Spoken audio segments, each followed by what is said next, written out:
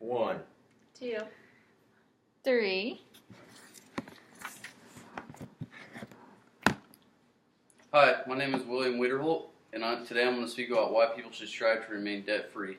According to the studies collected by the Washington Post, the average American doesn't expect to pay off all debts until the age of 53. I myself am proud to announce that me and my wife have been debt-free 8 months now, paying off vehicles and student loans in a matter of 6 months. The average American will most likely have to deal with paying off some kind of debt. Most likely the debt will either be a vehicle loan, home mortgage, or student loans. Sadly, Americans are becoming more comfortable with the idea of being in debt for most of their lives, and neglect the fact that they are throwing money away in terms of interest by not paying loans off in a faster manner. Today I will speak on the advantages of being debt-free. Americans are encouraged to borrow money. Our money borrowing problem began in the 1980s with credit and home equity loans. Credit in many forms was deregulated, and the creation of home equity loans was an incentive of tax-deductible interest to help develop the problem. In that time, no other loans guaranteed tax-free interest. Home equity loans gave people the ability to borrow against their home, which was advertised as a smart financial decision in many ways. U.S. citizens fell for the trap, and by doing so, depleted their home equity in order to expand their credit. People eventually started believing it was better to have a good line of credit than to save money. They simply quit planning for a healthy retirement and fell into the rhythm of poor financial decision making. If you believe you will never be out of debt, then you are allowing yourself to be another victim of our debt pool society. According to an article by USA Today, a third of our country has debt in collections, meaning people couldn't even pay the minimum monthly payment on their debt. In case you are not aware, that ruins your line of credit. Surprisingly, an estimated 20% of Americans with a credit report may have no debt. I would like to recommend a debt-free strategy. The best debt-free quote I can give you is straight from the words of Dave Ramsey. We buy things we don't need with money we don't have to impress people we don't like. Quit focusing on your credit score and focus to budgeting and making your payments on your loans. Your motivation is knowing that paying double the minimum on your payment is saving you much more in interest, so you are actually paying yourself back. The first trick is to eliminate unnecessary expenses and build up to $1,000 in emergency funds. Second is to start paying as much down as you can on your current debt. The best way to do so is to start with paying off the smaller debts. This will help snowball your motivation by creating milestones in your debt-free goals.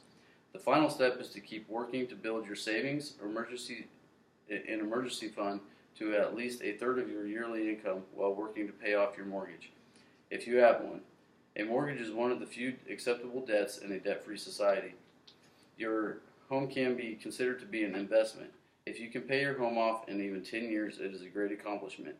Even then, more or less, you may have paid off your home almost twice after interest, but now your home is complete equity toward your next home purchase.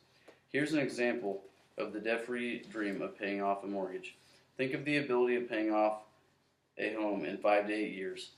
If a home costs $150,000 at even an interest rate of 3.82%, which is the average, it will end up costing $252,232 by the end of a 30-year term. So the buyer pays $102,232 in interest. That is total money lost.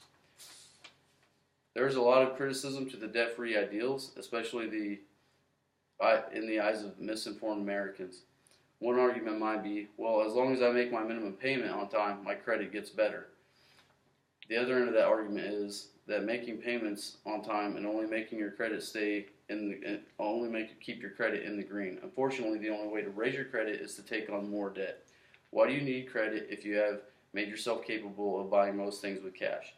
Why wouldn't you want to save hundreds of thousands of dollars in interest to contribute to other investments or retirement? Another argument might be, I hardly notice the interest, and it's just another monthly payment I am going to have for the rest of my life. This is exactly the exact mentality the banks and lenders want you to have. It is okay to be in debt as long as you make that minimum payment. Everything is fine.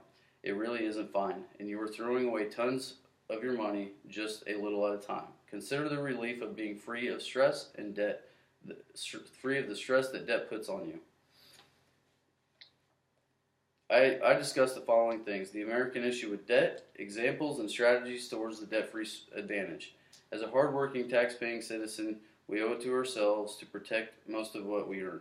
We are fooled too easily by the strategies of get-rich-quick scams and, of course, the very people we think we can trust for financial guidance, the banks. A so-called good interest rate or a tax deduction is all it takes to end luring us into believing we are making the right financial decisions.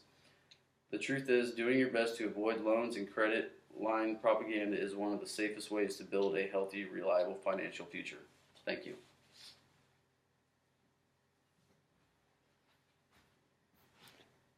I hope that didn't cut off.